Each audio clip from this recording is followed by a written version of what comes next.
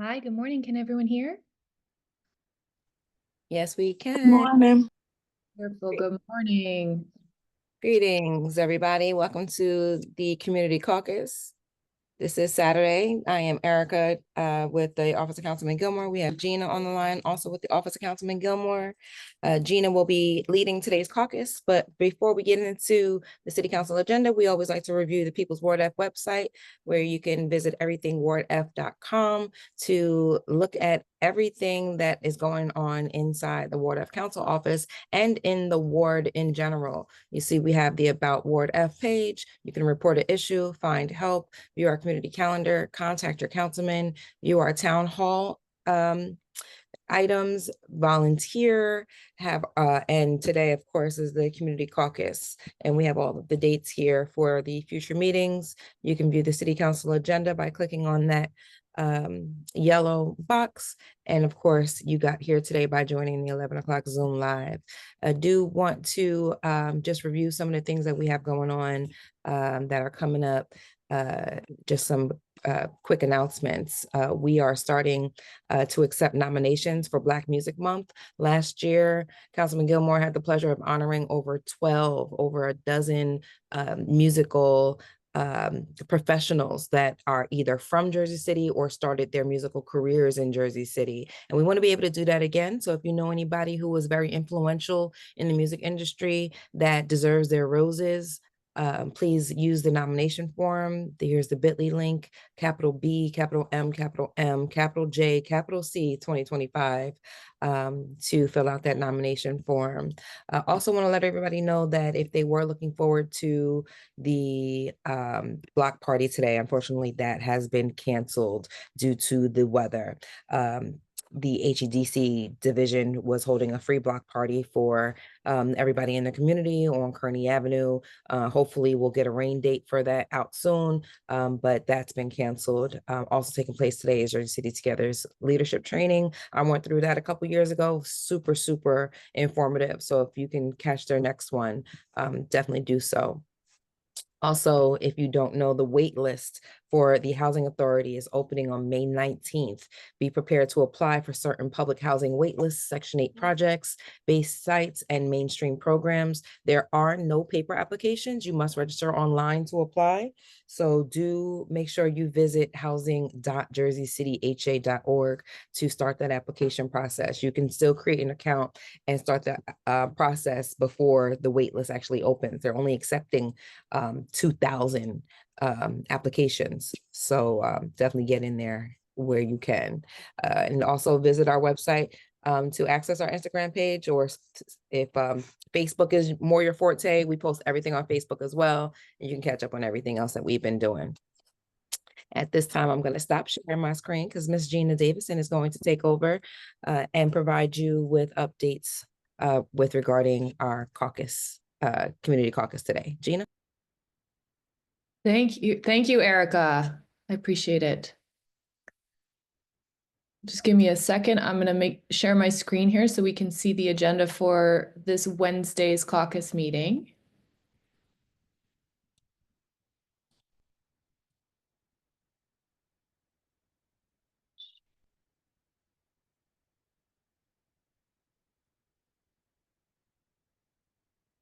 Okay, and it started sharing. If y'all can see, let me know. Yes, we can. Oh, wonderful. Thank you so much, Erica. Appreciate it.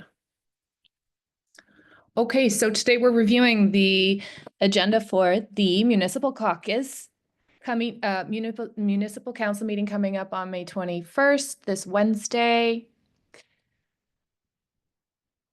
And let me just ask, do we have Mr. Gilmore on? Not yet. I did send him. Okay. All right, I won't throw any questions to him until he's on. Thank you, Erica.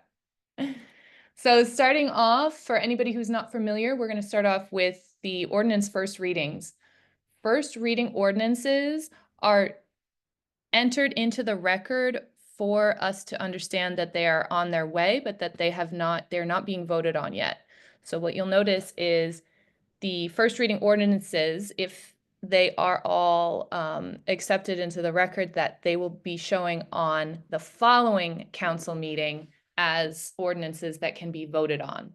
So this is our chance with these first reading ordinances to take the next 2 weeks if we need to and understand what other what needs to be asked, what questions need to be asked, and any changes that need to be proposed. This is the time to do it.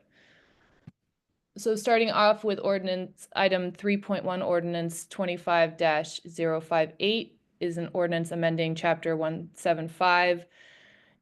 This ordinance actually is creating a ice cream truck zone near Hamilton Park. And so it's basically allowing for where the ice cream truck will be able to park, and it's allowing for who will be awarded that permit, which ice cream trucks will be awarded that permit to be able to set up at Hamilton Park. Any questions about this ordinance?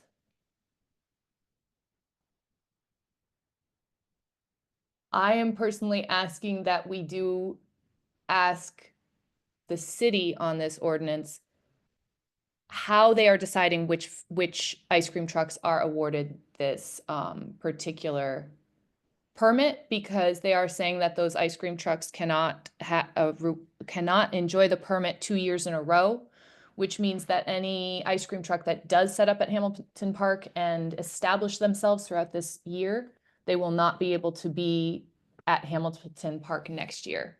So that's our one question on ordinance 25-058. And my question would be, how do locations qualify for ice cream trucks?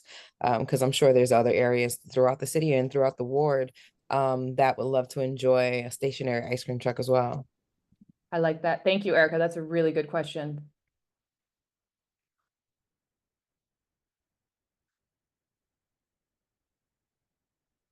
Our next ordinance, first reading ordinance, is an ordinance amending and supplementing chapter 255, short-term rentals. This is an Airbnb ordinance.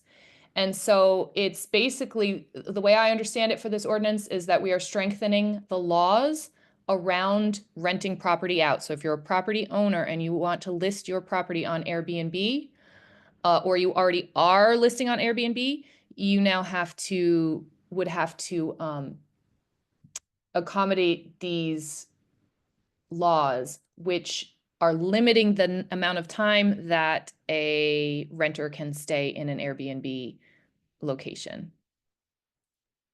This Any is questions? awesome because Airbnb is the reason why a lot of rents are going up.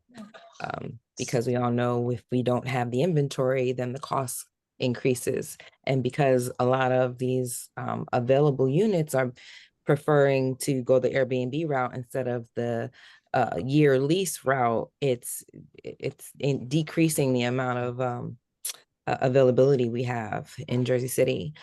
So anything that strengthens Airbnb, I personally would like to support. Gina, can I ask you a favor?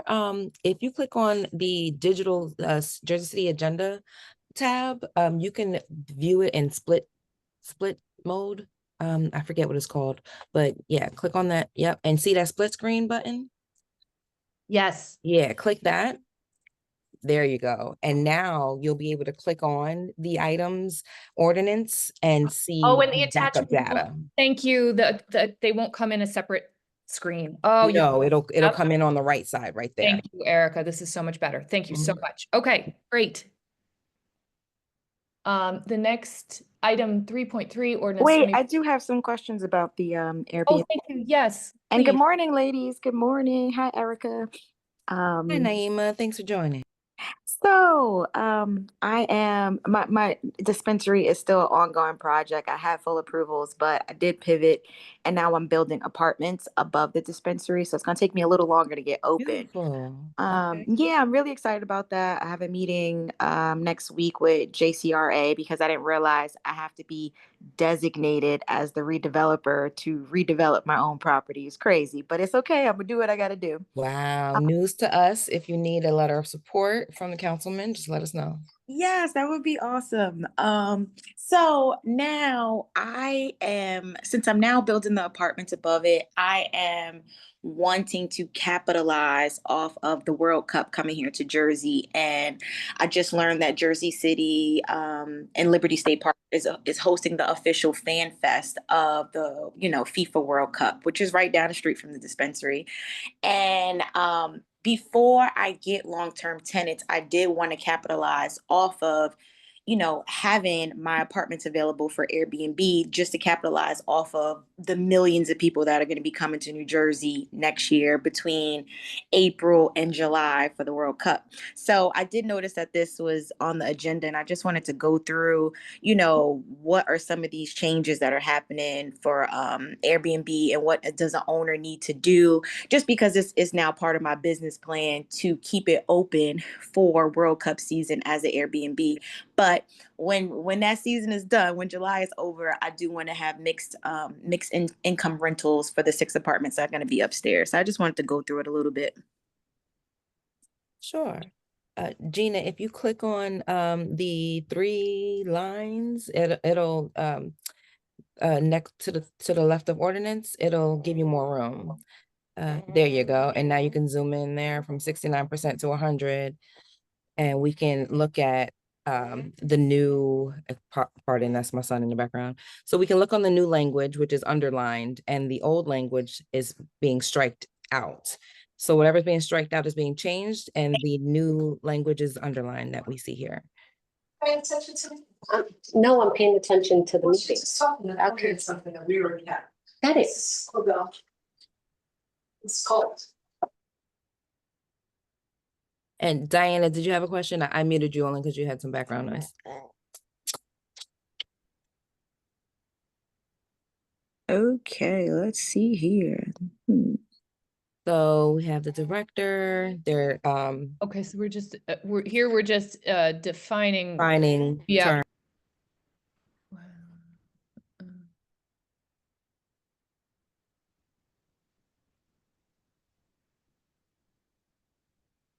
I wasn't too familiar with the old Airbnb policies, but I do remember, I think in Jersey City, you had to be the property owner in order to even list for Airbnb, because I know that was an issue too. Some people were renting apartments, then subbing them out and using it as Airbnb. So I know that was a no-go.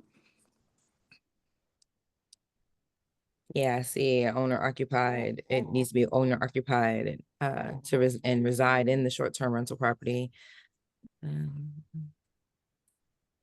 Hi, I wanted to add to that. I do rent one of my apartments has short-term rental, and the way the law is written is that you have to be owner occupied, live in the property full time. Wow. So that whatever impact is happening to the community while renting to Airbnb renters, it also impacts you, and you're able to manage it better. Yes, because the last thing we want is people investing in Jersey City who don't live in Jersey City, and a lot of times they don't live in the state, and then they're Airbnb-ing it out, and we have strangers that are coming and going like a hotel. Yeah, you're more likely to scrutinize who you're renting to when they're living above you for a short period of time.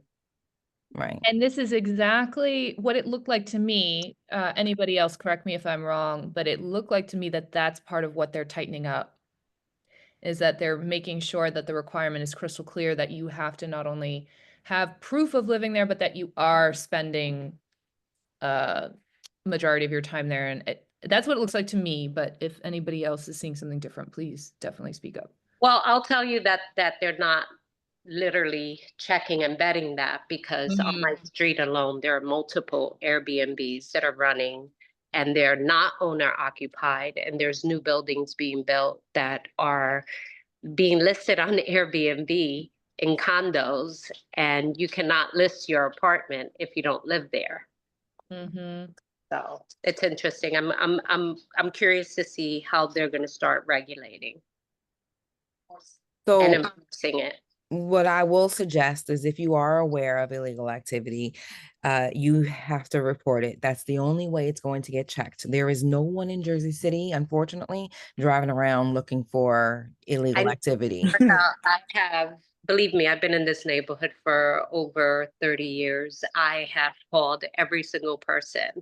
And there are some, I guess, I'm not sure how it works, but I suspect that there are some people that are being overlooked based on Mm, affiliations, because I have called maybe 5 different times and reported and spoke to zoning and spoke to all of the people. I've gone through C-Click Fix. I've gone through all of the avenues. At this point, I'm just letting it happen because it's not Mm. really affecting me. I've contacted when I do see people staying there and they park in my driveway or they're a nuisance, I make a point of bringing it up to them directly Mhm. in hopes that they'll make sure that they contact their host and let them know of that engagement because they are reviewed. But at this point, there's no one enforcing it. So So can you send us your C-Click Fix numbers, your ticket number, so we can follow up on that? I can actually, I'll look them up and I'll send them to you. But I've Yeah, and also spoken to, because I am certified and approved through the city for short-term rental. And I've been doing this for 4 years now, although I wasn't renting the apartment. I have a relationship with the people that approve the short-term rentals, and I've even told them directly. So, All right, Diane, I need your number so you can walk me through this process. oh, actually, my wife is an attorney, and she made sure that all of the steps were taken care of because, we want to stay in line with what's happening in Jersey City. We want to be able to capitalize on our rental, but at the same time, make sure that it's not a hindrance to our community because we're so invested in the community. So we can definitely talk offline. Yeah, because as the legislation or this ordinance reads, technically I wouldn't be allowed to do Airbnb there because I wouldn't be owner occupied. I am Right. owner, but I wouldn't be owner occupied. Even though the ground floor I would be occupied because I'm the owner and the tenant downstairs, but that's a commercial business. That may be, yeah, that you have to be a resident and you wouldn't be able to live in the business. But I think that they do have a caveat where for teachers and people that usually go down the shore and rent their places out for a few months, you may qualify for that. All right. I just want to make sure I'm planning but doing it the right way. Right. Okay. All right. This is good to know. Is it current, Diana, can I ask currently, do you need a permit? Because they're talking, one of the things, you're still on mute. One of the things they're talking about here is about this permit issuing. Right. Well, yeah, we do have a permit. Okay. We have a permit since 2023, I think it is, or 2022. I think we've been revalidated and approved twice so far. And I mean, it's not an easy process at Yep. all, but it's worth it because the fire department comes in, zoning comes in, they vet your entire place for safety issues. And God forbid something happens, you're legally renting, so there are no liabilities on your end. Hello? Yeah, she was nice. I was asking. Sorry, this is Joy. Oh, I don't know where I am or what I'm doing. Hi, Joy. Thank you Good for joining morning. us. Good morning. Everyone. Naima was asking, she's opening a dispensary and she's building 6 apartments upstairs and she wanted to capitalize on the rentals. Mhm. And she wanted to know how to get approved for short-term rental. And this has been my rep. Oh, okay. Well, in the short term, do you actually occupy one of the rentals within one of the apartments within your building? Well, if I need to, Miss Attorney Joy. Let me start with a disclaimer. Nothing that I say here will be considered legal advice. This is just general information that I know from my personal experience. But having said that, yeah, if you are an occupant in one of those apartments and you are there living there and that's your actual residence, meaning that you have a permanent place and you intend to remain there, then you will be legal to go with the rest of the process. So in the process itself, what that includes is, as Diana said, an inspection by the fire department, making sure you adhere to all the fire codes, which as an owner, you would want to do that anyway.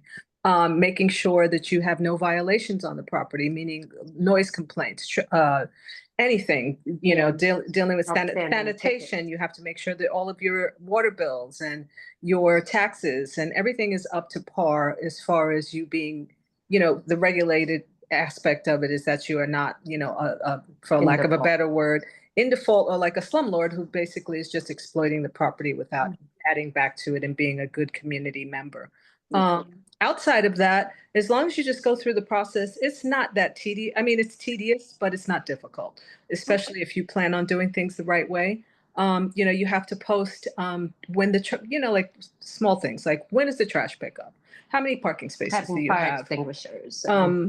Yeah, Yeah. stuff like that. So Well, it will be new construction at the time, which is why I really want to capitalize off of this. I was telling the ladies before, the property will probably be finished being built around January, February. And before I get the long-term tenants in there, I wanted to capitalize off the World Cup coming here. You know, it's going to be millions of people coming here between May, June, and July. So I'm like, before I get the long-term tenants in there, let me get some of this World Cup money. And I would like to do the Airbnb. And of course, that'll bring the traffic down to the dispensary. But I was just looking at the legalities of it. It was like, can I legally do this? yeah. Okay. If But you'd like, if you or anybody else who's on this call, you know, actually has some legal questions, I do live in the neighborhood. I do community work. I'll put up my contacts in the chat if that's possible. And if not, you know, then you guys can reach out to me and we can talk about it because then I can make sure that you're in compliance up to, through and out, you know, on all things, because my practice is centered around economic justice in this neighborhood, for, you know, for us, by us, for us. Yes. So, you know, that's part of it. Obviously, I work for anybody who really wants to adhere to the law, but, you know, really the goal is to make sure that we in our neighborhoods are, and especially in this ward, are getting the benefits of, you know, what we put into it. Right. And that we are represented, you know, with this administration and any administration going forward, you know, with proper representation in a way that is, you know, non-confrontational and also adheres to what the law is, so they know that we know what's up. Vote for Diane. What you running? Right? That was Joy. Joy works for the people to make sure that the I mean, government. Joy. Yeah, vote for Joy. Vote for Joy. I make sure that we hold everybody accountable. That's all. I'm the nurse in the family. I keep everyone safe Okay. and healthy. I would love your contact, Diane. Yeah. Continue the conversation. Yeah, I help you get the money and keep it. That's my job. Perfect. All right, I'm gonna put Now, I my. know the ladies probably want to get off of this ordinance, so I'm gonna get Diane and Joy's information, and I can keep going to the next ordinance. Yeah. No, this Sorry. is very important. Thank you so much. This was really helpful. Great discussion. Yeah, actually, if we're looking into this, I don't know, Joy, if you have time at some point to take a closer look at the changes here, because I think they're quite interesting. It actually looks like it might be easing some of the restrictions off of condo owners. Okay. Oh, really? It's giving and taking a little bit if I'm reading it right. But again, I'm not, this is not my professional area. I'd be interested to hear any feedback. Well, I'm definitely there Send your for email ladies. so they can send you. The And ordinance. I do legislative drafting as well, so I'm very familiar. Wow. Interpret that. So yeah, my information is on the chat. Oh, I should probably write my name. And there it is. All right, let me get back to work. I got actually some stuff to do. Yes. Nice meeting all of you ladies. Nice meeting you. Thank you. You too as well. Thank you so much. And Gina and Erica, I'm gonna be looking for that letter of support for JCRA. And please tell the councilman that I am trying to do this. I think it's gonna be I just awesome. texted him. I definitely awesome. did. There's no like boutique style cannabis friendly hotel in the East Coast. There's only some in Vegas right now. They're popping up in California. So I'm like, for this World Cup season to have like a boutique style kind of Airbnb consumption and dispensary set up in Ward F, I think it's definitely going to bring some people to the neighborhood. Definitely. And I think it'll help you get around the consumption lounge thing too, because there's only one allowed per ward. But if it's a residence, you can do what you want in your residence, right? Yeah. So. Oh no, but I still need that consumption lounge. I need that too. I need good luck with that. There's only one per ward. My lips are sealed with that. I have no idea how they're gonna do that. That's a conversation for another day. All right, Gina, you can continue. I'm sorry, what are the changes that I know that we talked about our stuff, but what were the changes that they're proposing for short-term rentals? So it's hard to summarize that, right? Because if you look, let me go back to that ordinance. Try the summary box at the bottom. See if sometimes they provide a good summary in the purpose Sometimes box. they do, and here's what I've been finding, and Erica, you can correct me here, but I'm finding it a little, because whoever writes the summary, the purpose, sometimes they don't always include every single part of like what it's doing.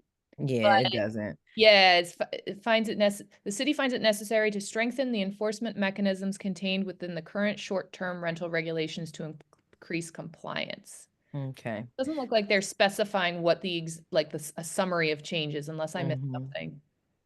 So, Right. Diana, do you know how to access this content? I don't, but I'm sure I can figure it out. I Sure, just we have got on your page. a link directly to it from our website. Okay. So All if you right. go to everythingwardf.com, click on the caucus page, and there's a yellow box that'll save you the council agenda, Okay. and it'll take you straight to this agenda. And All right. we can send the link to this one specifically directly to Joy, because Ms. Joy. Sure. Oh, that'll be great. Thank you. That way, yeah, because this one's. Perfect. Thank you. Our pleasure. All right, thank you all. What a great conversation. This is really good. Okay, moving on to item 3.3, ordinance 25-060. This is adding some parking for accessibility for some property. Is listed here if there are any questions on that. Moving on to 3.4, ordinance 25-061.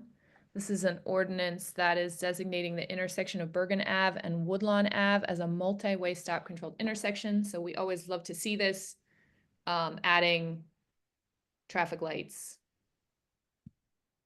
to intersections when we see that there are challenges.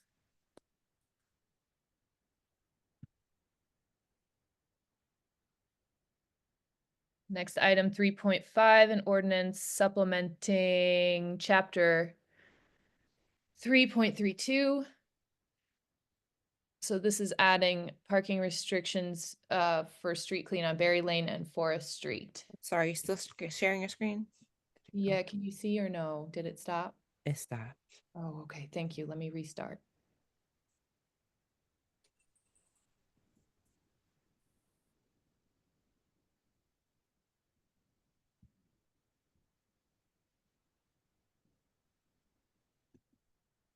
Okay. I was going to say, yes, kudos to the intersection at Bergen and Woodlawn. And then regarding 3.5, I'll speak on that real quick. This is adding the parking lot that is at the factory in Berry Lane Park. This is adding that parking lot to the street cleaning schedule because it previously wasn't. And any municipal lots that aren't street cleaning, they're basically public parking and people can park there for as long as they want to and don't have to move unless there's a street sweeper coming through. So because there were several cars in that lot, and we all know how hard it is to find parking whenever trying to go to the factory, that's because there were like 8 cars that weren't moving at all. So we were able to get like 3 of them towed. One of them got a boot, but the other 4 had out-of-state plates, and by law we can't tow plates without a state. We can't tow cars with out-of-state plates. So to put some type of enforcement in the slot, we were able to add it to the street cleaning. So now by law you have to move your cars at least twice a week for the sweeper, and that will help get some parking back in this location. That's fantastic. Thank you, Erica. Next item 3.6. We have a new, this is the proposal for another pedestrian. Sorry.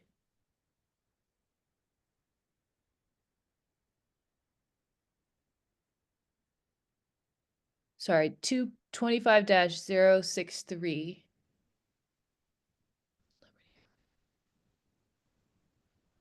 Oh, this is adding metered parking. Sorry. So this is expanding the metered parking zone on Liberty Avenue between Newark Avenue and Van Winkle Avenue to include both sides of the street. Based on a review of the existing conditions, there is a need for additional parking to serve the businesses in the immediate area. Question, concerns on this ordinance?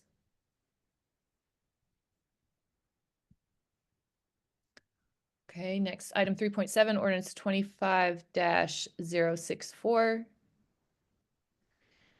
And this is dedicating a plaque on a bench located on Grove Street in honor of Arif Patel. And last first reading ordinance, item 3.8, an ordinance opting into the Garden State C-PACE program to facilitate the financing of C-PACE projects. The way I understand it, the C-PACE project, C-PACE is a program that helps developers, property owners switch over to more environmentally friendly energy sources. Erica, anything to add to that? I want to make sure I'm being accurate here. No, it's just the municipality has to adopt the ordinance in order for the property owner to take advantage. Like we have to be a part of the program. So we have to opt into the program. So this is us opting in. I did want to touch on the one above it real quick, just while the subject was there. So this is dedicating a plaque on a bench. And similarly, we recently just got like 3 requests in a row to dedicate a street in honor or to recognize an individual. So I just wanted to let people know, everyone know that if there is a street you want to name someone after, the person does have to be, I believe, deceased for over 3 years. They have to have had an impact in Jersey City for over 15 years. If they're an organization, it has to be over 25 years. But the biggest thing, biggest things are they would have to get a background check done on them, and you would need 75% of the surrounding areas, homeowners or property owners, to also support this renaming. Of course, the street keeps its original name. You just get a second name on that street. So I just wanted to take that opportunity to answer that question in case anybody's ever been interested on how these plaques, how these benches, how these streets get dedicated. It's a process. And then there's a whole review board to review said person and background. Thank you, Erica. It's important though, because it's really, I've seen the way that we honor people for their contributions. And it's really meaningful. So thank you for sharing with us how to go about that. If there's nothing else, I'm going to move on to second readings.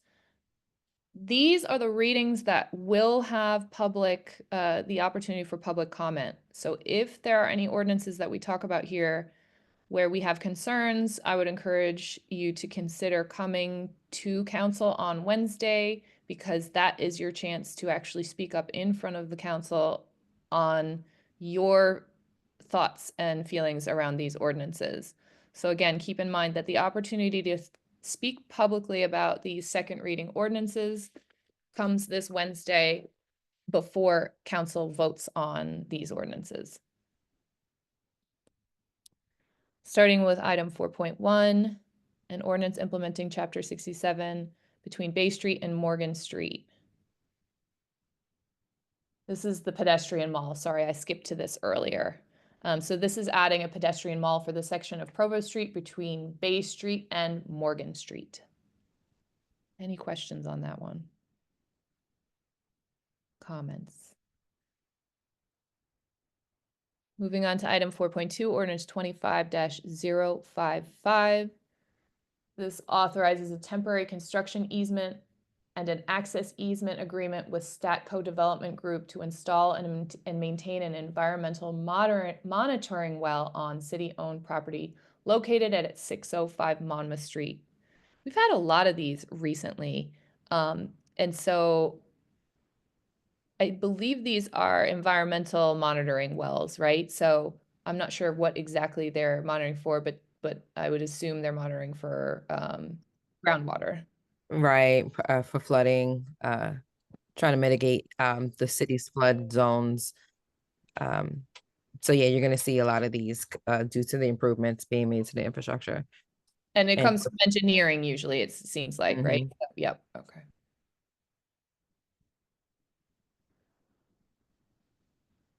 Item 4.3, ordinance 25-056 is an ordinance of the municipal council amending chapter 3, article 10 of the Department of Housing, Economic Development and Commerce to amend the required wage, benefit, and leave standards for building service workers on covered development projects.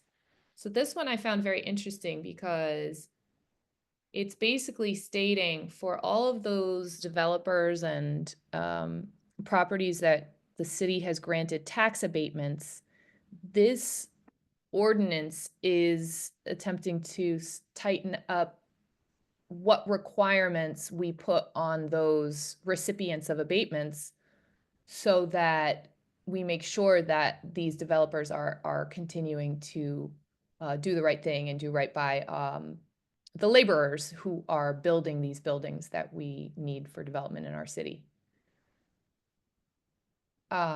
Before I say anything, does anybody want to jump in here? Any questions or thoughts around this ordinance?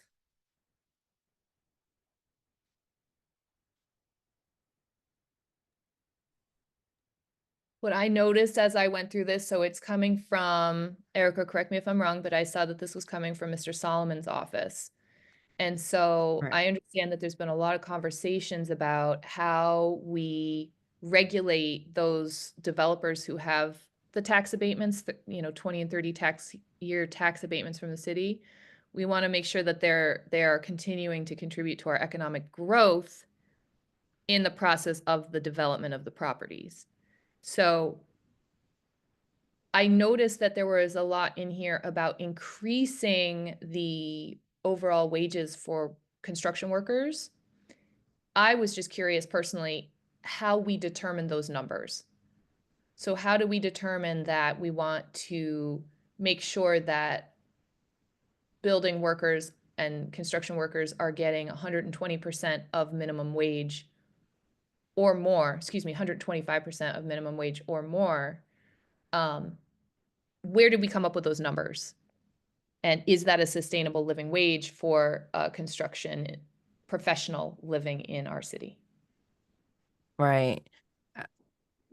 Right. I saw that they are, one of the things that is written into this ordinance is putting the onus on the developer or on the owner to keep track of that and submit that. If you scroll down a little bit more, reporting right there. Yeah. So all contracts signed by the city for covered development projects or tax abated projects shall require submission to the business administrator of any annual certification by the covered developer executed under penalty of perjury that all building service workers employed. So this is I believe where sometimes the city has missteps sometimes because they don't do reporting well, or they'll put the onus on the city to do all this reporting and we don't have the bandwidth or sometimes the manpower to do so. So putting the onus on the project, the development project itself to report this to the city helps us keep track and helps with transparency. But yeah, that work would have to be done as far as calculating the rate. But I'm assuming they would, do research on what the going rates have been. But it's nice to see the increase because Jersey City has a higher minimum wage than the state's minimum wage and the federal minimum wage. The city does, you said. The city Yes, has Jersey City's minimum wage is higher than the state's minimum and the federal minimum. got it. Do you know what those numbers are? I know it's over 15. $15 an hour, I think the city's minimum wage is. It might be higher than that. $15.49. Yeah. Thank you. I guess my concern, thank you for bringing that up, the specifics, because I guess that's what my concern is here, and that would be my question. Just is because there's some also information in here that points to the ability of developers to, instead of compensating with actual cash, that part of this increase in compensation can come through benefits. And so I have to Mhm. wonder what kinds of additional challenges that's going to bring up for us, because if the intent is to empower the workers and make sure they're getting what they need, you know, if what we've been needing is a wage increase, but now we're going to give instead the option for a developer to pay in kind and include employee benefits as a part of that requirement, then you know, are we letting them just get away with not really actually increasing Wages. I mean, but sometimes benefits is the, you know, is the it's what issue? people need. Yep, You know? yep. So I have to wonder, again, I'm just curious how that's going to be handled. Mhm. So we can send an email to John Metro, but we should put that question on the we'll prepare that question for Councilman Gilmore, because we know Metro doesn't reply to our emails. That's for So we sure. gotta put that question on record. Thank you. Yes, will do. Sounds good. Okay, if there are no more questions, we'll move on to item 4.4. Ordinance One 20 last thing on that last one. Just make sure Yes, it's for please. the big developers, not for the little guys. So it's Well, it's for the I'm sorry, go ahead, Gina. oh, go ahead, Erica. I think It's for the developers that get tax incentives, like if they have a pilot agreement with the city, payment in lieu of taxes, or if they have an abatement. Little developers normally can't afford to do a project that would necessitate an abatement. True. So, but that's a good point though. It's only for those. Is there a minimum or maximum requirement to trigger this ordinance?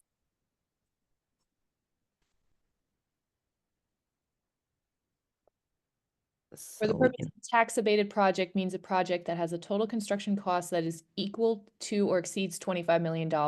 yeah. Okay, that's not me yet. Not yet. No, Not that's yet. not you, but when you are there, we're gonna congratulate you. Mhm. Amen. Yep. Okay, let's see, sorry. This 4.4. last one, yep. 4.4, ordinance 25-057. Another Y'all be coming back quick with the numbers and the answers. I love it. thank you. It's Erica has set up a very good process here, and we are very grateful. Yes, so this next one is another one from Mr. Solomon's office, and very excited to see this. We're continuing to fight against the algorithmic rent fixing in the rental housing market. So this is another one of our ordinances where we are speaking out against the you know, Zillow and all of these housing market apps and organizations. They use algorithmic price setting in order to maximize the amount of rent that these property owners are able to actually ask. And it drives up the prices of the rent in the city as a whole over time artificially, right? So we're Right. trying to start to prevent that.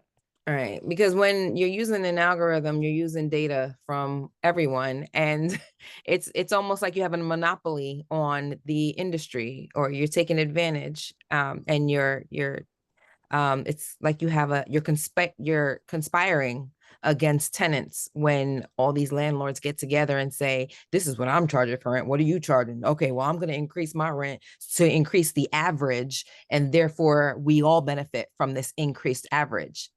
And so, yeah, this is awesome. so that the market is true. You know, you're supposed to set your rental prices based on the true value of what you're offering the consumer.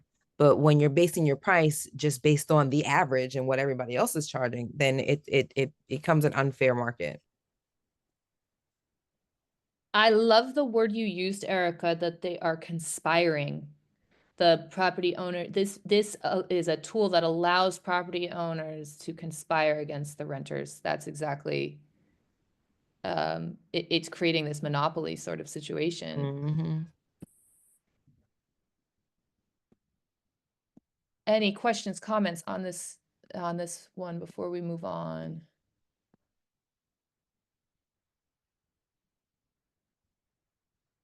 I know we usually blow by the public. We have public requests for hearings, so just so everybody knows, if you do want to come and speak at City Council, if you're not already aware, you can come and speak. We do have a link to the request to speak on everythingwardf.com, and all you have to do is enter in your name and your phone number and hit submit, and they'll add you to the list of public speakers for this Wednesday. They'll give you 3 minutes to speak, and you can speak on any topic that concerns you.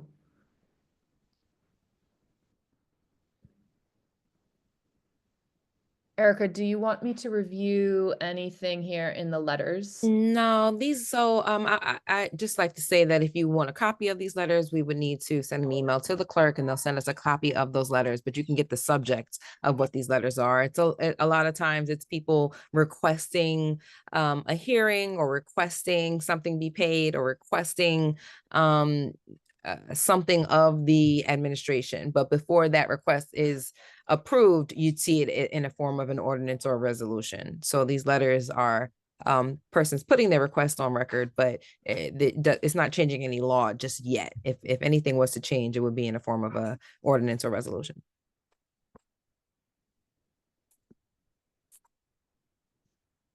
Thank you. That's super helpful. Super, super helpful. Okay, moving on to our resolutions. These will also be voted on by our council people at the end of the evening on Wednesday. This is where, again, we have the opportunity to pose questions today that Mr. Gilmore can ask during the caucus meeting on Monday, so that by the time people are voting on these resolutions on Wednesday, we understand what it is that they are encompassing and what it is that we need to get up and speak about, if anything. So with that, item 10.1, resolution 25-327 is a resolution accepting the assessment role of the Central Avenue Special Improvement District of the City of Jersey City. And the very next item, 10.2, is adopting and ratifying the 25-26 budget of the Central Avenue Special Improvement District of the City of Jersey City. So accepting the assessment role and then ratifying the 2025-2026 budget of this particular special improvement district. Any questions, comments, thoughts on that? I personally am not involved in this special improvement district, so if anybody on this call is and has any comments, we definitely welcome them. Moving on, item 10.3, resolution 25-329 is a resolution authorizing an emergency temporary appropriation for calendar year 2025. I understand this to be continuing to be us covering for the budget not having been passed for 2025. Correct. Okay. Yeah, if we don't pass this, the city would shut down. We wouldn't be able to pay bills. But you'll see Solomon, I think he votes no on this all the time. But it's not to say we don't want to pay bills. It's just to say, where's the budget? Like, why don't we just pass the budget and stop temporarily appropriating funds all the time? Because it feels like we've had to do this almost every meeting since the beginning of the year, right? These are Correct. little appropriations here and there to cover things because the overall budget itself hasn't been passed yet. Correct.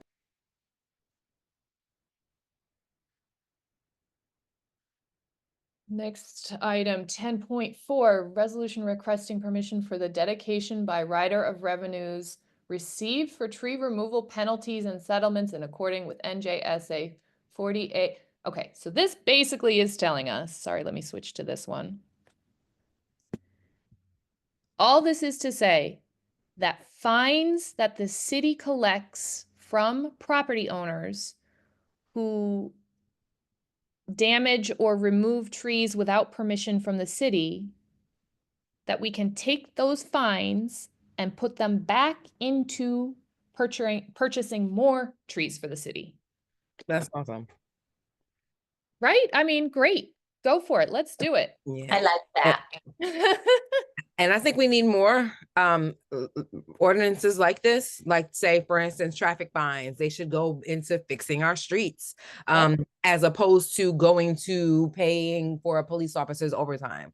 Because a lot of times we move money all the time. Every year that I've been working in this office, we always move money from other departments to pay for police overtime.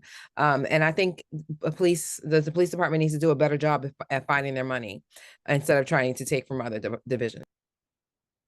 They need to do a better job at doing their regular job, not paying overtime for. Correct.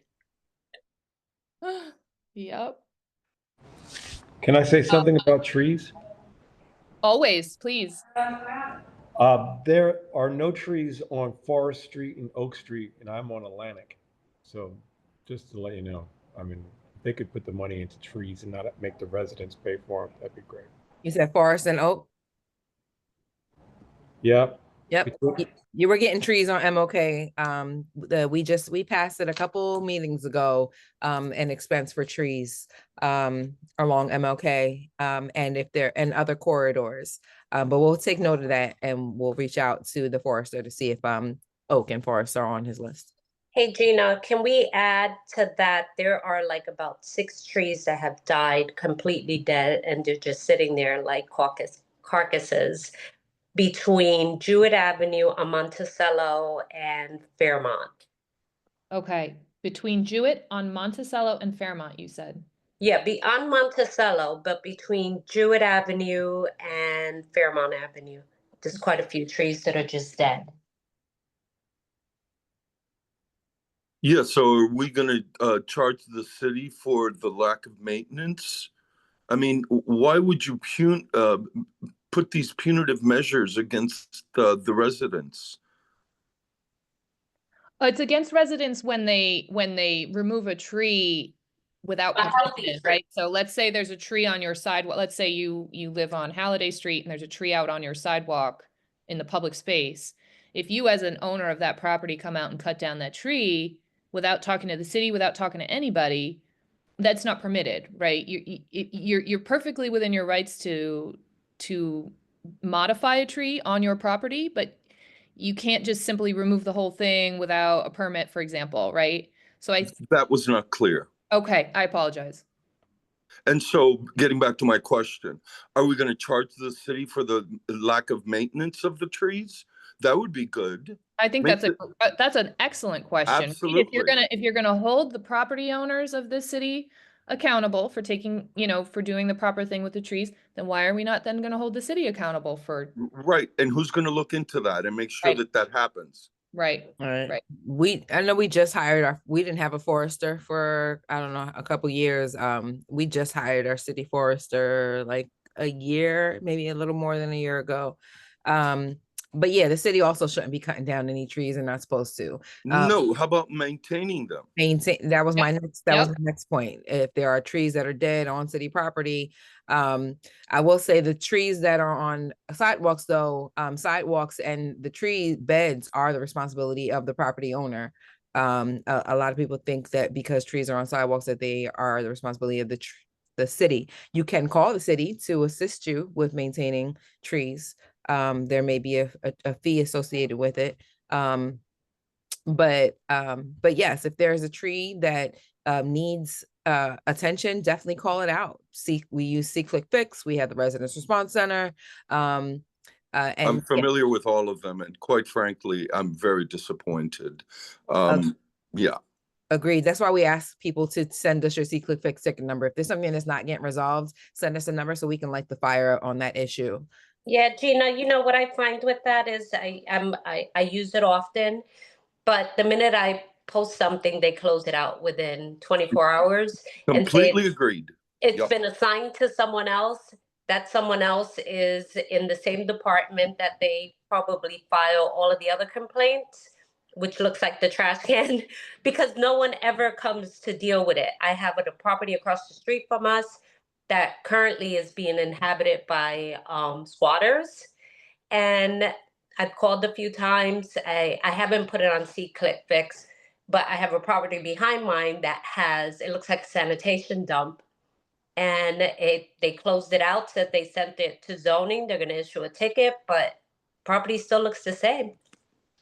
I used to call Judy Riley personally all the time and nothing would get done. So Well, this is where your council comes into play. And when you're not satisfied with the city service, that's when you call your council person to make this, to put this complaint or this concern on not just on record, but okay, to light that fire. So I just put my email address in the chat. Send me that address. We'll send full compliance out to that location. If the place needs to be boarded up, it will be boarded up. If they need to put a fence around it, they'll put a fence around it and send the bill to the property owner.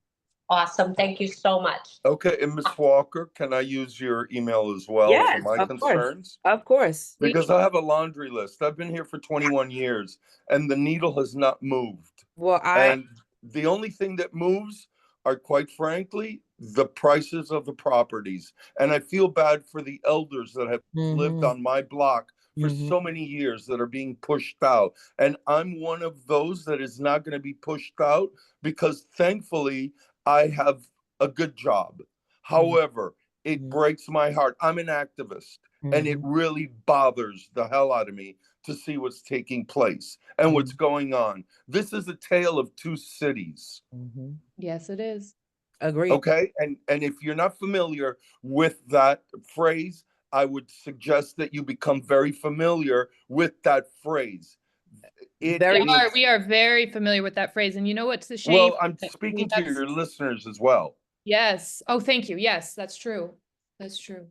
Because unfortunately, there's some folks that are acting in the city as if that tale of two cities has been resolved, and it's actually it's worse. Yeah, because they see a demographic change. That's it. Yep, there you go. I mean, case in point, Monticello. Why not give the money that the city all of a sudden finds to repair the roads over by the Kushner building on Summit? Why not give the owners of Monticello a little bit of cash, not now, but in the past years, a little bit of cash so they could have maybe gussied up their stores to have the residents go in there and shop. I shop at Monticello, okay? But there's not anything there for me anymore. I mean, it's beauty salons and hair shops and these pseudo coffee shops. It's ridiculous. And yet we allow this to happen because inertia, and inertia is not a strategy. Yep. And that's where, you know, we're so grateful to y'all when you're able to bring us things like these unanswered questions, because if we come to the city and we say there's an issue, the first question is, well, where's the C-Click Fix report, right? So if we at least have that first step, we can then come back to them and say, guess what? Here are the 10 C-Click Fix reports, and y'all still didn't do anything. So this gives us the ammunition to be able to turn around and say, no, we have reported this. We have told the city this is an issue, and we've done it multiple times. Now you really, something's got to be done, right? So I thank you all for bringing these things up, being so passionate, and coming to the table with this. You're already being active, and we are so grateful for that, because without that, we wouldn't be able to make change. So thank you for all of those thoughts and for your help. It's really, really important. Also, iPhone, I was just scrolling up in the chat. I see your question regarding block associations. We can definitely have that discussion. If you want to email me and we can talk more, or feel free to give me a call. I'll put my phone number in the chat as well. We can talk about that block association. Block associations, just to give you a general overview, they register with the Residence Response Center. We got a from block associations from the Residence Response Center, and we've been trying to reach out to them as well. There's a lot of them that are inactive, and if they're inactive, then they need to be taken off the roster, and they need to pass that torch to somebody else who is going to be active and engaged and hold those public meetings as they're supposed to. Every block association is supposed to have bylaws, and if they're not following those laws, those bylaws, then they need to dissolve the association. So iPhone, feel free to, I'm gonna again put my phone number in the chat so we can have that conversation. Fantastic. I would really appreciate that because, as I said, my goal here is to move the needle in the spot where all of us residents and newcomers, quite frankly, because I too, 21 years ago, I was a newcomer, but where all of us can cohabitate and live in a place that we can feel proud of. Some of these, I will tell you, some of these block associations are nothing more than a power grab, because the same people that have the block associations have the committee persons. They do not hold any public meetings, and we don't see anything like these cleanups. I know for a fact, because I've participated in other people's neighborhoods cleanups. I've cleaned up Liberty State Park. If this was an active block association, these streets would be clean. Right. We would be able to have communal time and talk about these issues as we're cleaning, after we clean, before we clean. But we could have a city that benefits those that don't have a voice.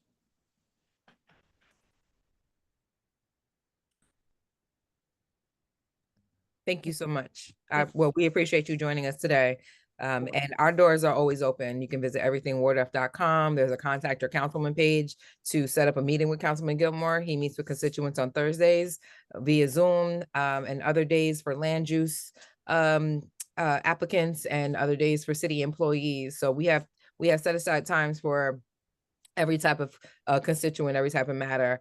Just visit everythingwardf.com, learn more about the Office of Councilman Gilmore and how you can set up some time face-to-face with him. That's awesome. Great. I'm going to hold you to that, Ms. Walker. Of course. Yes. We are, Councilman Gilmore is all about, number one, transparency. Number two, accessibility. Number three, adaptability. You know, we're learning, right? This is Councilman Gilmore's first time being a councilman. This is third year, but we've learned so much over the last 3 years, and we're applying so much knowledge, and we want to be able to make change through legislation from the ground up, listening to our constituents, listening to where the holes are, you know, and trying to, tie up loose ends that the city has neglected. And then we're also about accountability. You know, we want to be held accountable, but we also want to hold the city administrators accountable, and all of these division and department heads. And for the most part, they're very resourceful and responsive. There's a couple of departments that we have issues with, but for the most part, when we bring something to their attention, it gets resolved. It just, it matters to be the squeaky wheel. The squeaky wheel gets the oil. That's absolutely right. Unfortunately, you know, a lot of people don't have time to squeak. You know, they don't have the time of day. Or they don't know how. Exactly. So we want to make sure our residents know how to use SeeClickFix, or they have that Residence Response Center number, know to get your SeeClickFix ticket number so that we can follow up on that issue and make sure it's not being closed with no resolution. So we are here to back you guys up. Definitely. Okay. Erica, can I add to something? I know that it's probably not the forum, but since we're bringing up some stuff, I wanted to know, where should I go, or who should I speak to?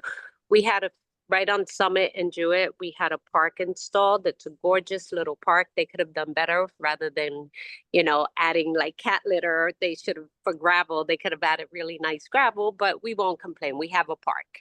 But now the new residents from that high-rise building and the other new residents in the area are using it as a dog park. So in the mornings, I see they have their dogs loose. I told one lady, I said, you probably shouldn't have your dog in there. There's kids that come in here to play.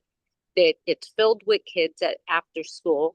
But how do we get that park designated as just a dog-free park? Yeah, we Because could put up some signage. I mean, there's a sign, there's supposed to be additional development on the other side of where the park is, and that's supposed to be designated as a dog park. I have 2 dogs. I love dogs. I'm not anti-dog. I just don't think that they should be, defecating in the same place the kids are playing. Agreed. You know, We- isn't that the role of, in great part, of a good, active block association, where you have certain monitors, you have these meetings that you can discuss these things, and then as a group, you go and you visit the city, the council person, whomever, and say, well, look, we have this evidence. It's Well, frustrating. I'll say yes to that, but I'll also say that I've lived in this neighborhood long enough to know that you kind of want to stay below the radar for certain things because you don't want to be targeted. No. No, Listen, I you know what? I've disagree. had a Safety Molotov first. cocktail. I've had a Molotov cocktail coming through my window. I've had my car torched, all Well, I because have I've little stuck kids, my and that's neck not out. something I'm willing to sacrifice. Well, all because I've stuck my neck out, and nothing has happened to this person because she works for the city, for the courts. So I'm just saying, at some point, if you're an activist, at some point you have to say, you know what, it's either me or them, one of the two.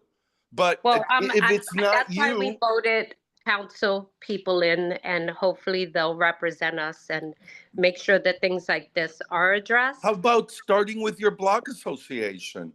The block association is non-existent. Well, there you go. Now let's work together and because I'm right next to you. I'm on Astor Place. Full disclosure, I am on Astor Place. My name is Fidel. I've been all over the newspapers.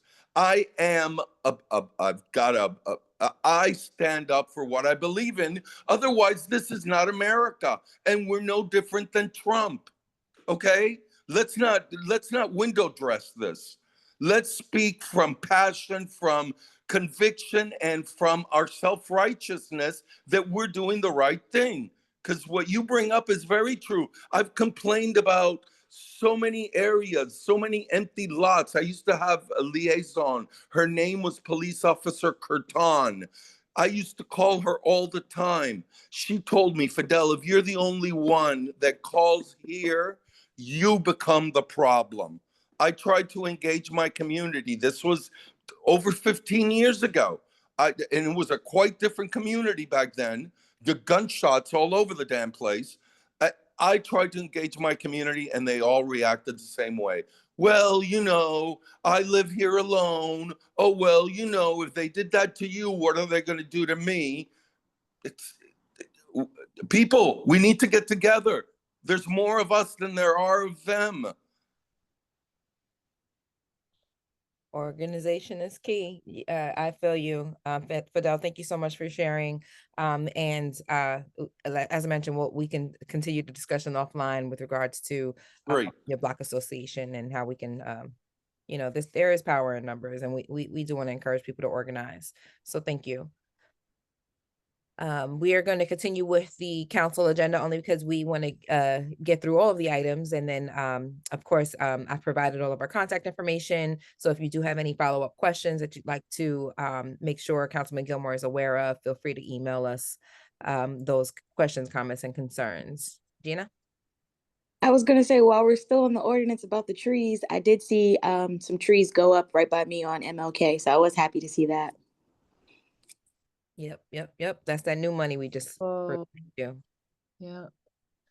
The next resolution is 10.5, resolution 25-331. This is just a resolution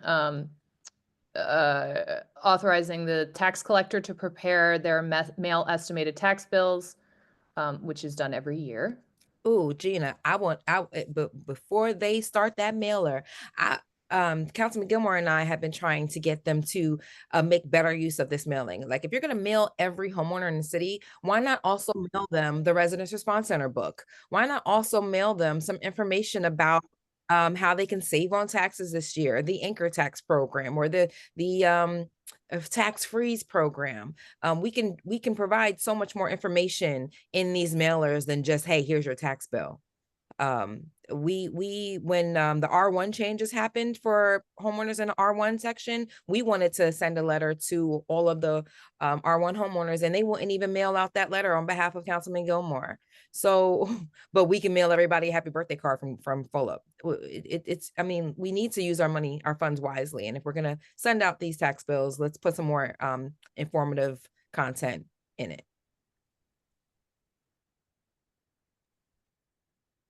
Thank you, Erica. I've just added that question to what we're asking Mr. Gilmore to pose. That's wonderful. Thank you. What was the one you mentioned? I'm sorry. There was a particular law, IR. The R1 changes, which now allows people to build auxiliary dwelling units above their detached garages. You can also have an auxiliary dwelling unit in your basement, where basement units used to be illegal. These R1 changes took place a couple years ago, and they were supposed to roll out a marketing campaign with it, but that never happened. To let folks know what they can now do legally with their homes. Developers know, right? Developers can afford to pay lawyers to make sure that they're building as of right and taking advantage of all the zoning laws. But what do we do with our everyday homeowner? That's been here for 30, 40, 50 years that, would love to rent out their basement. Now who's telling them that now you can? So we went door to door a couple years ago, Councilman Gilmore and a bunch of volunteers dropping off these R1 letters. That's amazing, because if we're going to make it something that people are able to get some economic gain from, then we got to at least tell them about it. Exactly. So. Next item, 10.66. 25-332 is a resolution granting veteran exemptions for various properties. Next one, 10.7. This is a lovely resolution honoring the life of Julio Suarez Sr. He was a lifelong resident of Jersey City, a graduate of James J. Ferris High School, class of 1971. And he gave over 50 years of dedicated service to youth baseball in Jersey City. So what a wonderful thing that we're honoring him.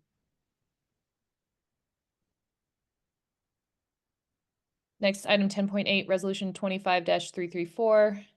This is a resolution honoring some of our leaders in public safety and Office of Emergency Management on their response to the recent helicopter crash.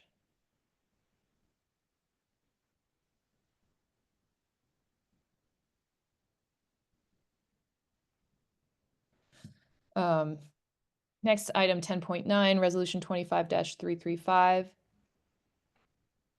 Is it one of our typical resolutions that would be for buying and selling of motor vehicles that are part of the public safety fleet at public auction.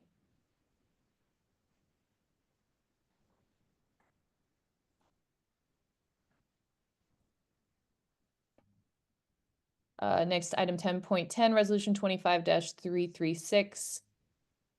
This is a resolution rejecting all bids received by the City of Jersey City on November 21st, 2024 for on-demand bus services. Now, this is an issue I haven't been as involved in, so I'm not entirely sure if we have other issues within this that we've been following. But it sounds like this is another situation where an RFP was put out, we got responses, and we're basically saying we are not happy with literally any of the responses that we got to this RFP for bus services in the city. So this is to replace VIA. So for some reason. Oh, good. Okay, this is VIA. Yeah. Thank you. Yep.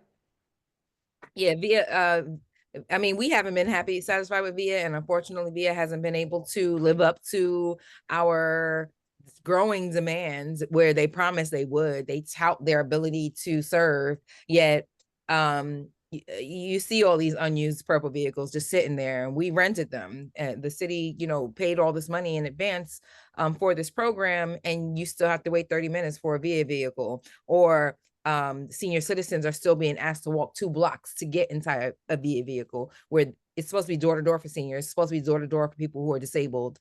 And VIA just has been overpromising and under delivering. So their contract is up. We put out an RFP, and I guess we're not getting any comparable offers for providing the service. That's a real shame, because I know that there's a need there, right? There's a need for transportation between neighborhoods and locations. The other challenge I know with VIA too was their use of public parking space. Right, So I right. see what we want to replace, but it's a shame that we're not hearing back from anybody. I wonder what the next step would be if we continue to not get So after 2 failed RFPs, we have the ability to negotiate okay. with any of the applicants, any of the proposals. So once we have 2 failed RFPs, we can negotiate. Next item 10.11, resolution authorizing a discharge of mortgage. We have 2 discharges of mortgage in a row actually here. One for 36 Clark Street, one for 144 to 146 Virginia Avenue. Any questions on those particular mortgages being discharged?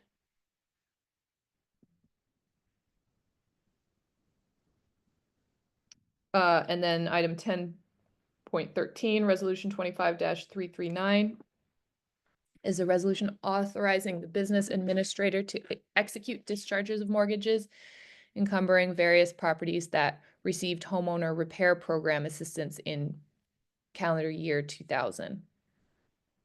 And so those mortgages to be discharged are all listed here. There's 18 of them listed, if you can see my screen.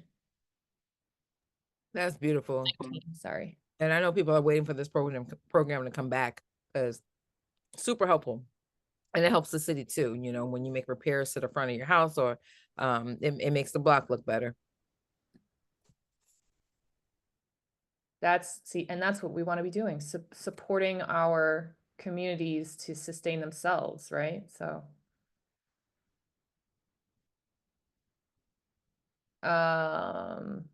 another similar resolution, just with another program.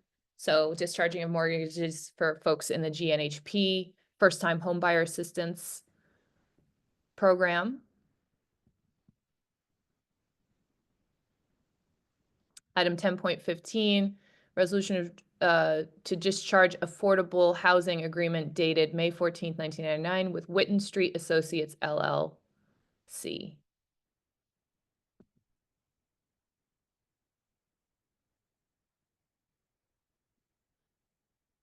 And Erica, if there's anything you want to add here. Discharging the May 14th, 1999 affordable housing agreement with Whiten Street Associates for the Whiten Street Homes project. Yeah. Does it mean that their affordable housing unit requirement is being repealed? When they're discharging the mortgage, that means they paid their mortgage in full and they have no more deed restrictions.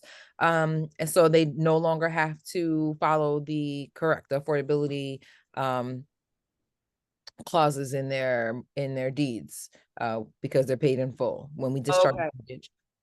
So they could choose to continue to keep their affordable housing. They could.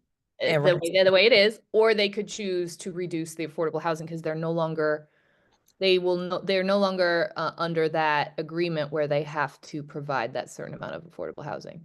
Right. And this is where Councilman Gilmore was trying to work with the legal department and try to create some type of incentive to keep these these houses affordable. A lot of the ones in Lafayette, in the Lafayette area, were deemed affordable about 25 to 30 years ago. They were a part of an affordable program where the homeowner got half off of their mortgage, and then, but in return, they had to rent out that second unit to someone who qualified for affordable housing. But once they pay off their mortgage, right? Once that mortgage restriction is lifted, they no longer have to participate in affordable housing program or rent to somebody. And so we lose that affordable unit. That's such a shame. Yeah, it's such a shame. Yeah, so there needs to be some type of incentive to keep it affordable. But I mean, a lot of homeowners can't afford it. They need that full market rate rent to help balance out the rising taxes. So.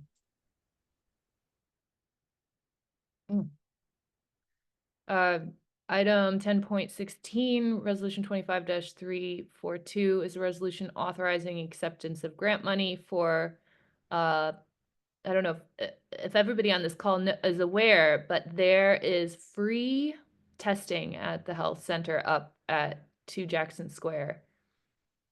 And so this grant money is paying for that free testing of Jersey City residents at the Department of Health and Human Services. And I want to see them do more marketing to high schoolers and at the colleges. I remember when I was in college and I had free healthcare for like the first time ever, and I didn't have to, go to my mom to, make an appointment. And I would take advantage of this. Like, they pass out free condoms for kids and free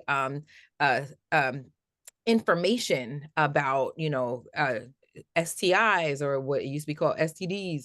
And it's just so much information that's so beneficial. And a lot of times kids don't have this knowledge because they think they have to pay for it, or they think they have to go with their parents.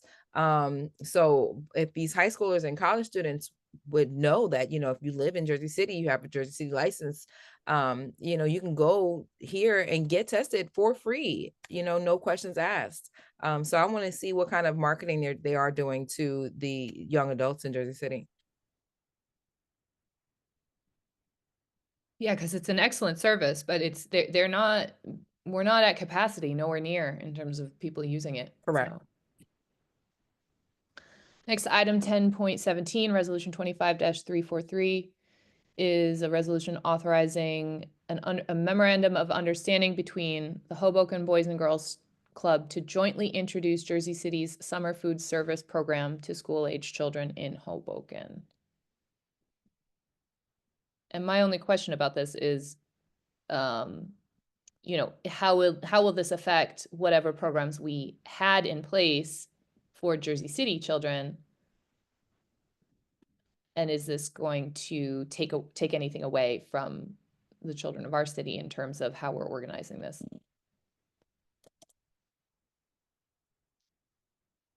Next item, 10.18. This is a resolution supporting a project to address the Transportation Palisade Avenue Bridge, the Palisade Avenue Bridge.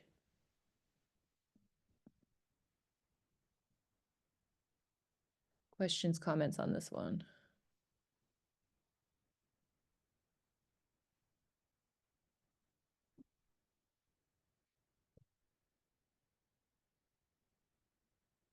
Item 10.19, resolution 25-345, authorizing a license agreement with Jersey City Redevelopment Agency for the use of a block 11401 lots 13.01 and 14, which is on First Street, to allow the city to continue use the property for parking.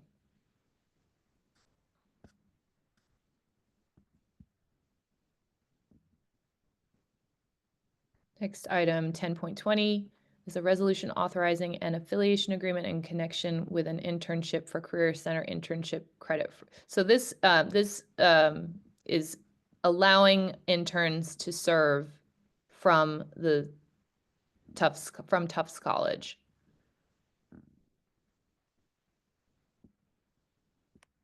and that we are going to be able, the city would be able to actually provide college credit in exchange for these students coming to help us out.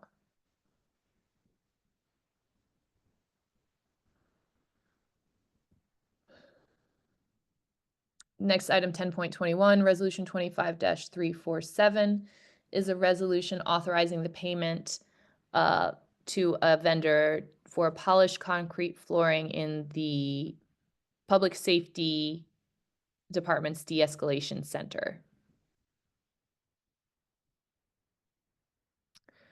Personally, I'm, as a resident, my question about this resolution would be, why do we need to spend $50,000 on flooring in a building that was just built? So what's going on that we're needing to Correct.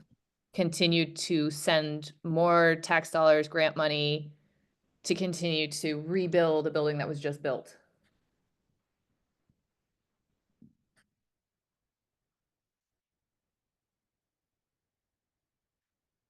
Item 10.22 is a resolution authorizing the payment of a claim submitted by Herc Rentals for providing air conditioner unit rentals. Let's just find out where these air conditioners are going. Oh my goodness.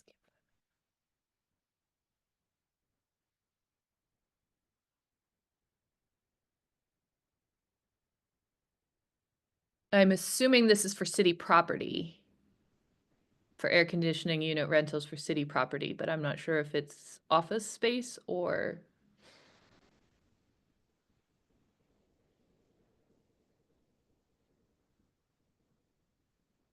Yep, okay, to the city. So this is for city buildings.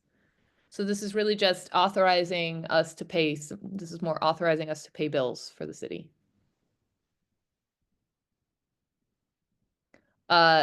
Resolution, item 10.23, resolution 25-349 is on the same topic.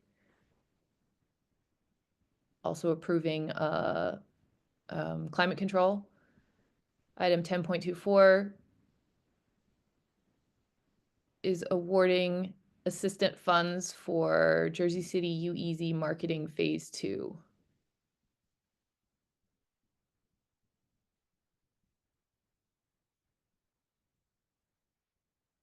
This is a requested amount of $2 million. Does anybody on the call know anything about the Urban Enterprise Zone Authority Yes. work? So, Okay. this is some Mira just took over as the director of the EDC, and they control the Urban Enterprise Zone funds. I believe there's a couple of UEZ, yes, there's a couple of UEZ resolutions to spend some of this money. So last year they tried to pass a resolution to give a marketing firm like $75,000. I'm sorry, I would have been okay with 75,000. They wanted to give a marketing firm $750,000 all at once. Wow. It was a New York firm, and Councilman Gilmore and I both spoke out against it because first of all, why would we hire somebody outside of the city to take the time to have to study the market? They don't know our market. They'd have to study the market, and every UEZ zone isn't the same. Like a UEZ zone on the south side might need something a different marketing style than a UEZ zone on the north side or the west side. So we said that this money should be divvied up in each. The SIDs should say how to spend these marketing dollars because they know their zones best. Like, why give this money to a foreign entity who'd have to waste so much time just studying our market. So I believe they're spending, I think, $2,000 in marketing. I think I saw in one of these, and then the other ones for our off-duty police. So UEZ funds are specifically for urban enterprise zones. We get money because of our makeup, the population makeup, and it is supposed to benefit the population that helps the city acquire these funds. And so that's why we want to make sure we follow these funds carefully to make sure they're benefiting the populations that help the city, qualify for this financial assistance to begin with.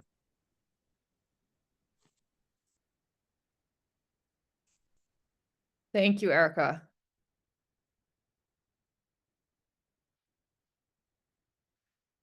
Moving on to past our UEZ items to item 10.27, resolution 25-353.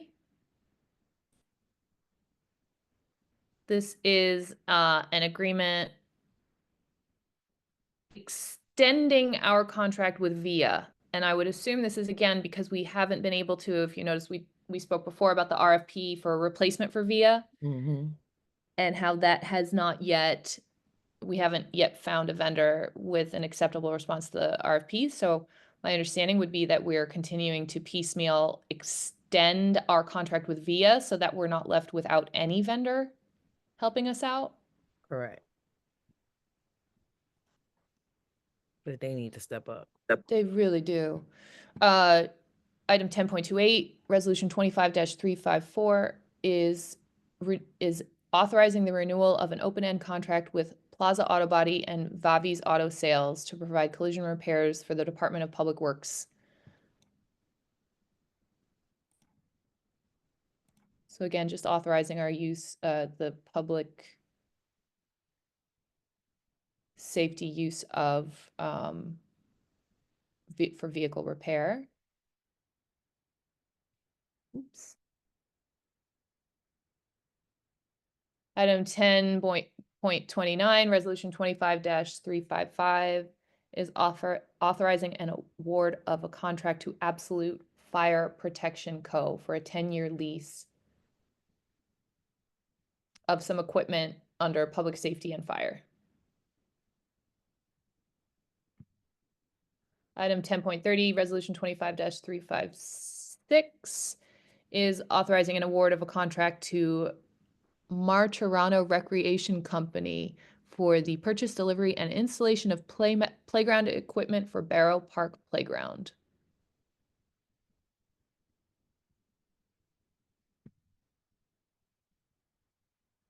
Item 10.31, resolution 25-357 is a resolution also awarding funds, a contract to another third party that would be working on that Barrow Park Playground.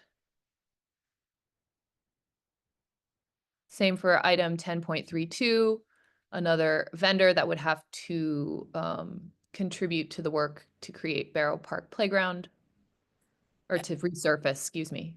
Gina, where is Barrow Park? That's a great question. Because is it near Barrow's Mansion or off of Barrow Street? Is it in Ward F? I mean, they need another park down there. I mean, we need parks, more parks everywhere. But I know Van Voorst Park it's just getting packed. Like, just like we need more schools. Like the schools are getting overcrowded, the parks are getting overcrowded. So if this is around Barrow Street, I'd be interested to confirm. Oh, so no, this is the new one. I was thinking this was the Barrow, you know how near the Barrow Mansion, there's that park that the kids came to talk about at one point. Across the street, right? Yes, that's what I was thinking. No, this is actually at the pedestrian plaza by Newark Ave. Oh, the new pedestrian plaza? Yep. Okay.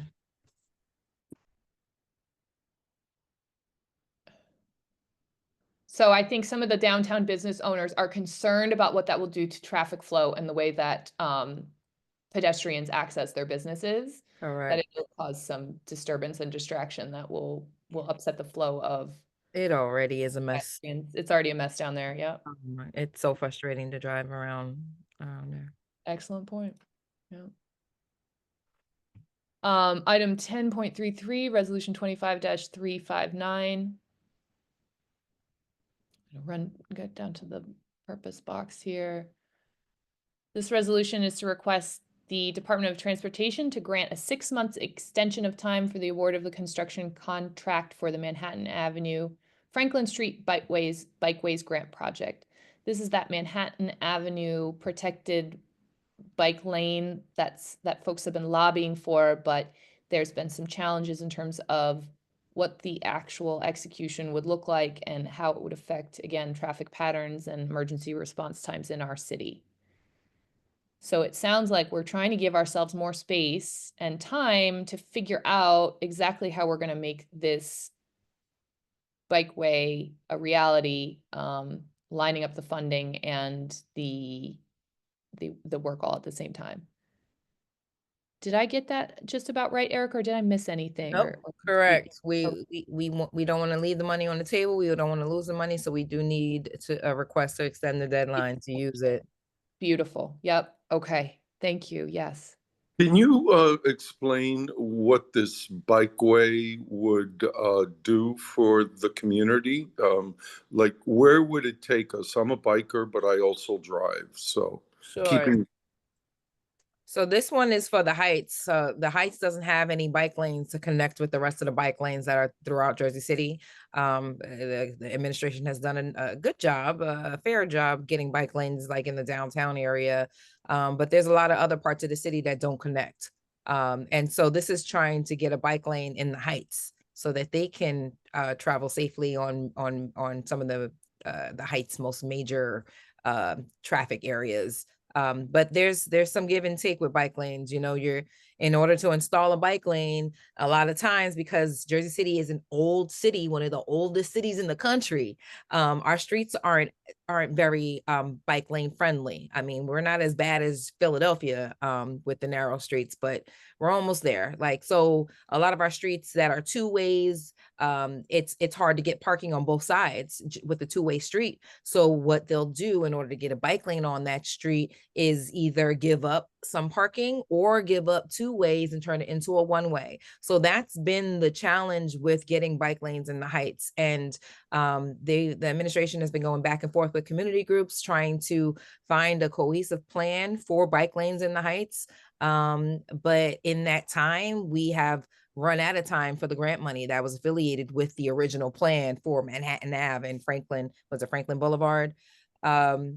So without me knowing the Heights very, very well, I do know that Franklin and Manhattan are heavily trafficked with cars. And so a lot of people who drive cars don't want to give up parking or don't want to give up a two-way, a two-directional street, because then that means they'll have to make, an extra right or an extra left to get to where they're going.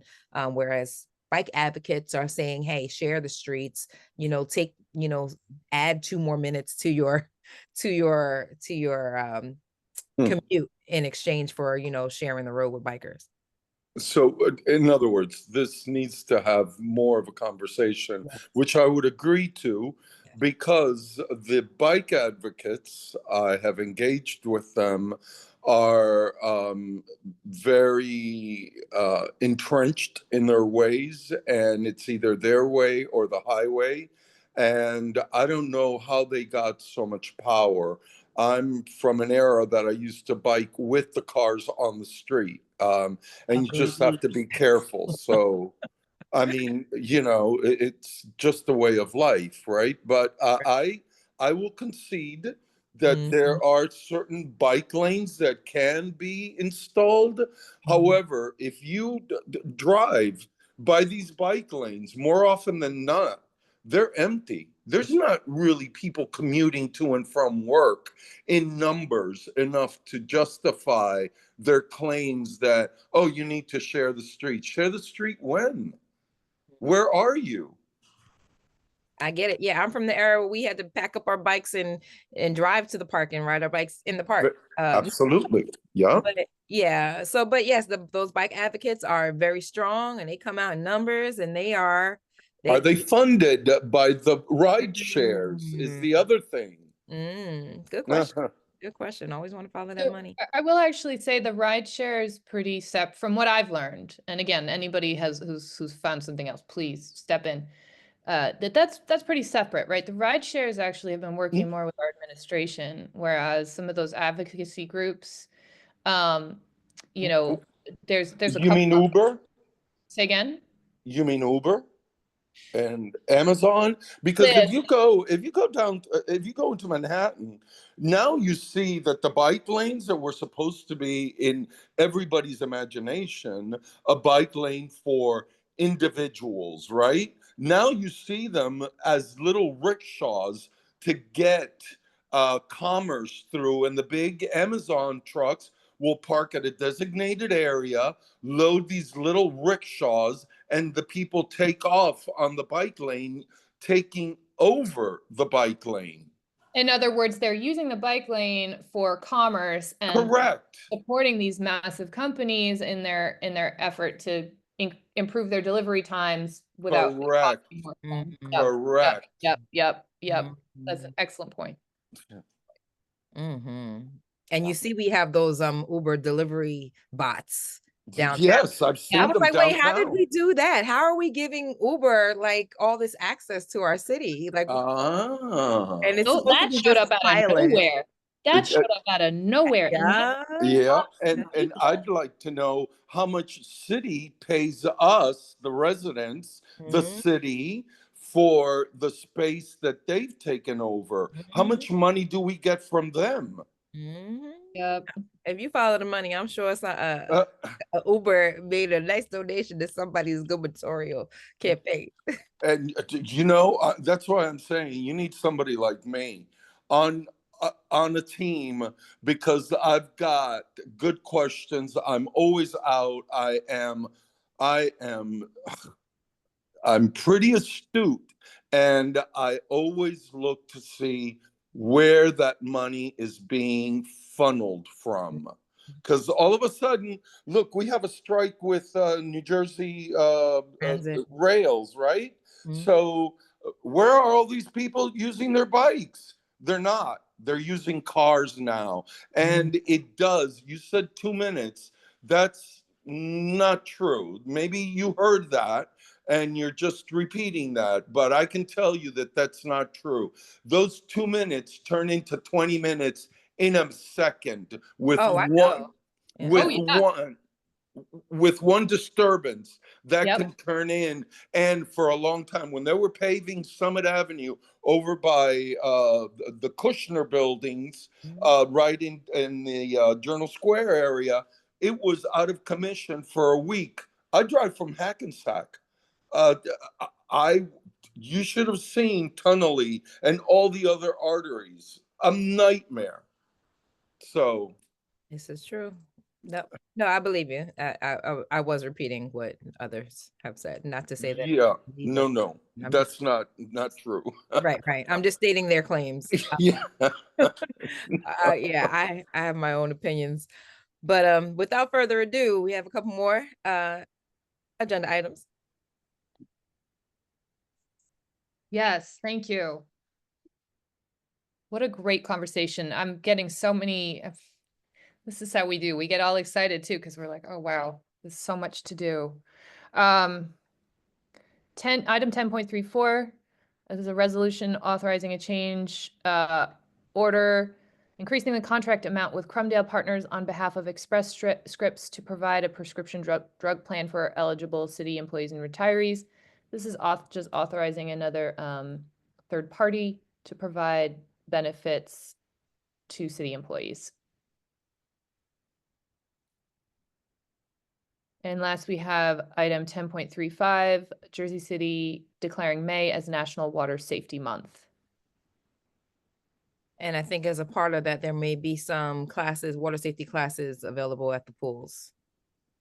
So reach out to Health and Human Services, or REC would know more about that. Oh, and they're talking about water safety in terms of swimming, recreation, drowning, water-related injuries. They're not talking about water safety in terms of drinking water. No, correct. Swimming. So at the pools, they may offer some classes, some free classes. Yep. That's great. And that's it for our resolutions. Erica, is there anything that's been deferred that we need to go over? These are deferred agenda items. They've been deferred all year long. I'll just say that the council has the authority to untable them with the vote at any time during the meeting. And with that, any further questions, comments, concerns, please feel free to speak up, but we have gotten through our agenda. Well, I'd like to say that, first of all, thank you for creating the space. I would have not known it because I've been very disillusioned with the way that things have been run in the city. And full disclosure, I supported Gilmore.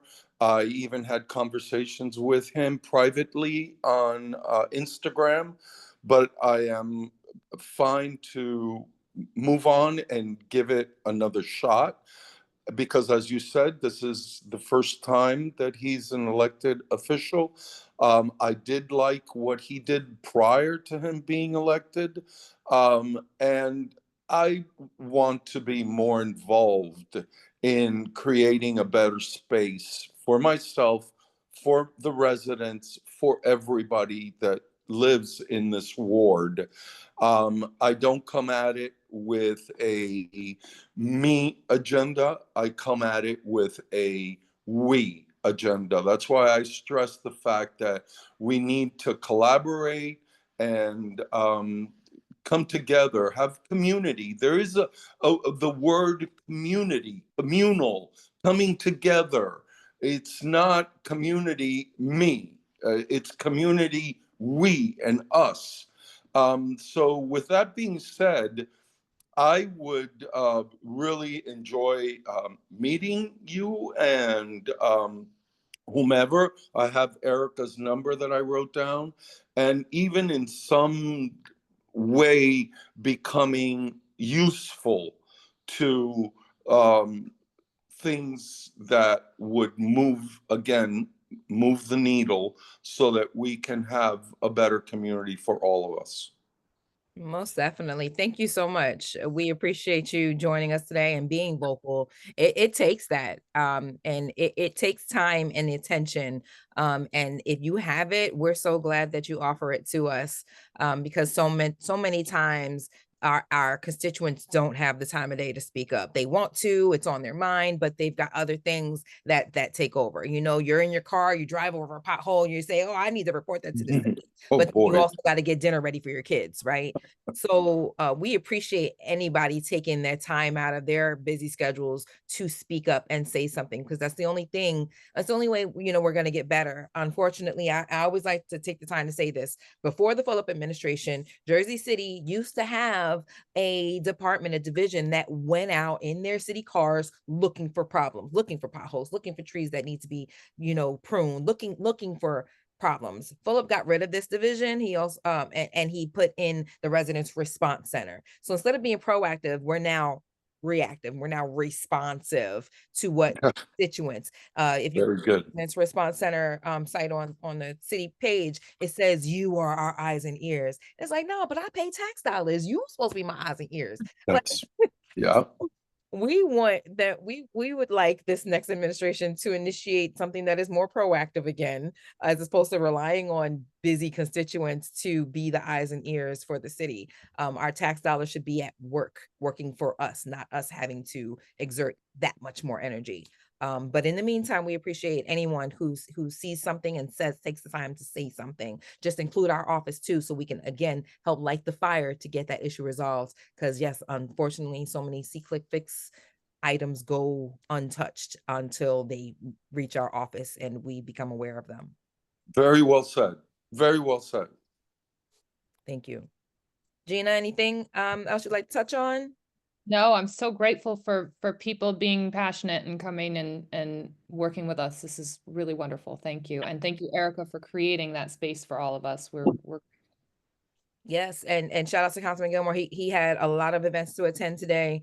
But he was the one who created everything Ward F, who created the idea of having everythingwardf.com. It's, you can also get here at by visiting thepeopleswardf.com. We want to be transparent. We have block association contact information for you, a list of the department and division directors. If you click on these links, it'll open up a spreadsheet.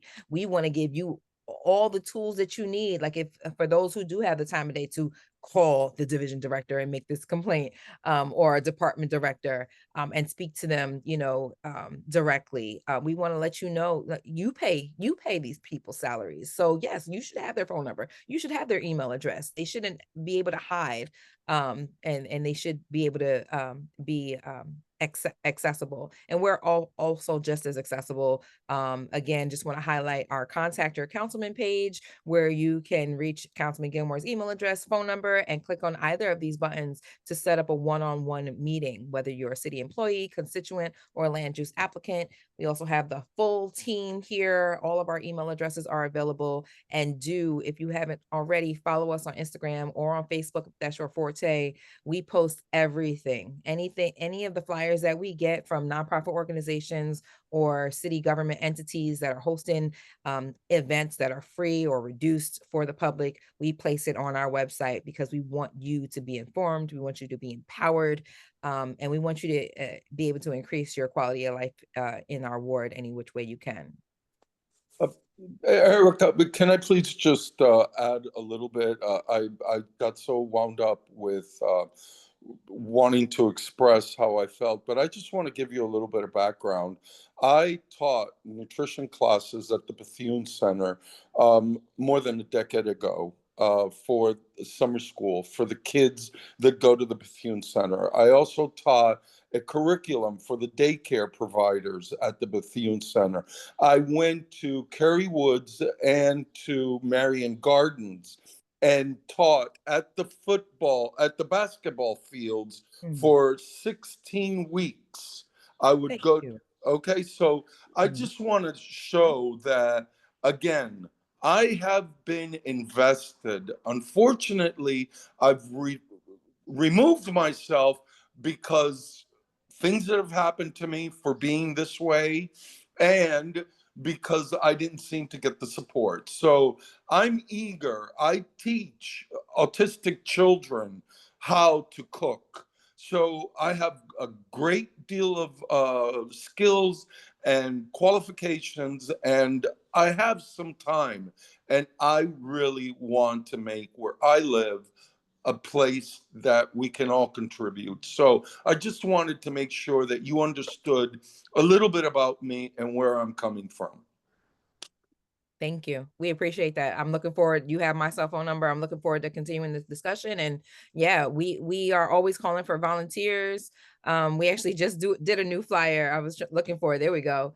We're always in need of, persons to help us keep the city accountable, hold the city accountable, and to look through these, whether it's a meeting agenda or see click fix materials. So definitely, we look forward to establishing that relationship and hopefully working closely together in the future. Awesome. Thank you.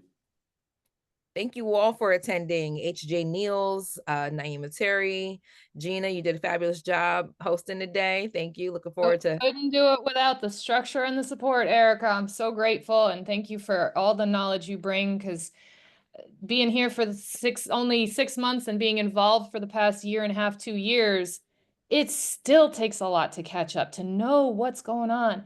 And even you heard me reading one of them before, and I was like, what is this bus situation? You're like, oh, that's the VIA thing. Like, how would I have known they were related, right? So thank you so much. God bless. Very grateful for all the hard work that's been put in.